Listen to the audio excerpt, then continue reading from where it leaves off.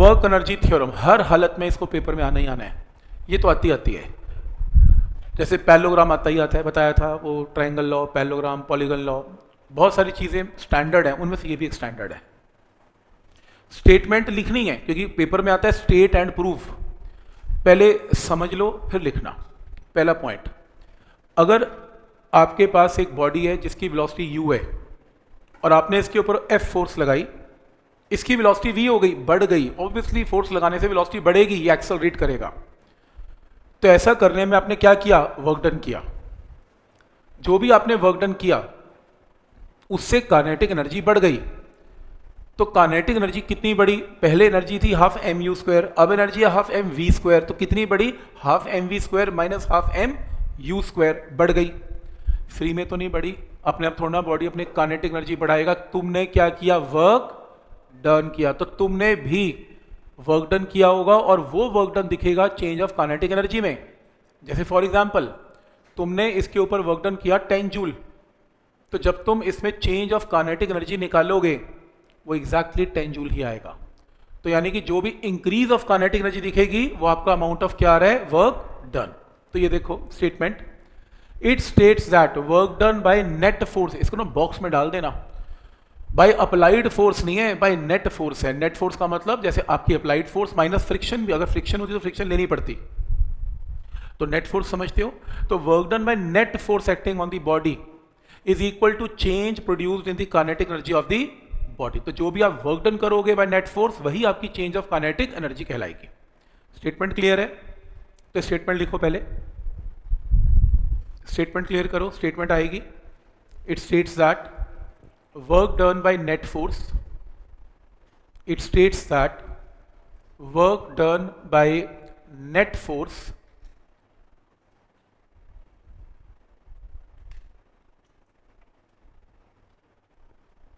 acting on the body, work done by net force acting on the body is equal to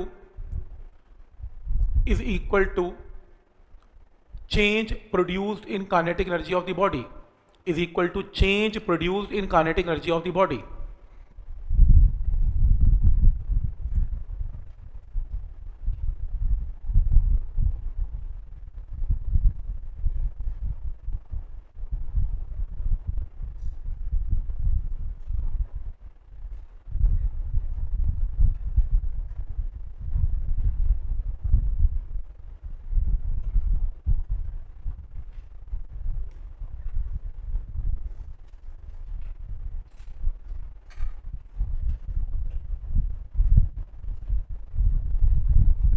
ठीक है, यहाँ तक कोई doubt इसमें? डेफिनेशन क्लियर है?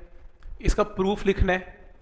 प्रूफ में सिर्फ और सिर्फ एक चेंज है, आपने काइनेटिक एनर्जी की डेरिवेशन की, उसमें आपने लिमिट क्या लगाई थी, 0 से v, बस सेम है क्योंकि आपने इसमें वर्क डन निकालना है। तो लिमिट क्या लगेगी इस बार, u से v। तो प्रूफ लिखो, प्रूफ के अंदर डायग्राम ड्रॉ करो और डायग्राम में इनिशियल वेलोसिटी u और फाइनल वेलोसिटी v लिखो।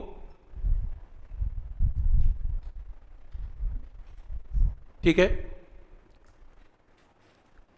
और इसमें इसके प्रूफ का पहला स्टेप काइनेटिक एनर्जी का सेम, कैसे ये देख लो पहले। Small amount of work done dw is f ds cos 0। f का मतलब m इंटू a का मतलब dv बाई dt, f की value m dv by dt को यहां पुट करो, ds बाई dt v बन गया। सेम काइनेटिक एनर्जी, इस बार वेलोसिटी की लिमिट u से v कर दो, तो यहां से इसकी इंटीग्रेशन v स्क्वायर बाई 2 कर दो। एक बार v की जगह अपर लिमिट, एक बार लोअर लिमिट, तो v स्क्वायर और u स्क्वायर। तो ये क्या आ गया, amount of work done change of kinetic energy. ये है वर्क एनर्जी थ्योरम। तो यहां से शुरू करो, ये लो डायग्राम बनाओ, सेम स्टेप्स करो।